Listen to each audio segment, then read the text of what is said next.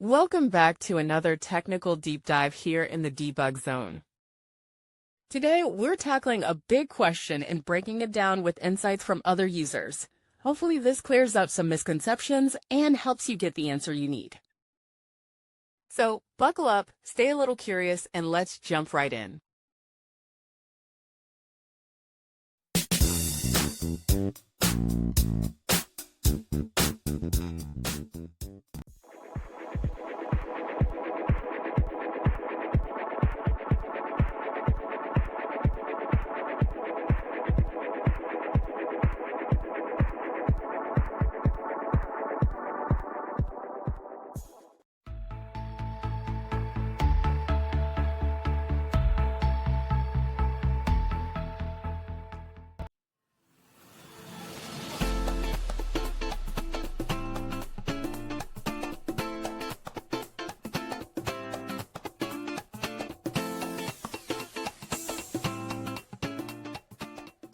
And that's a wrap.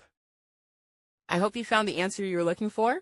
If you did, take a second to hit that subscribe button. It really helps out. And let me know in the comments which solution worked best for you. See you next time in the debug zone.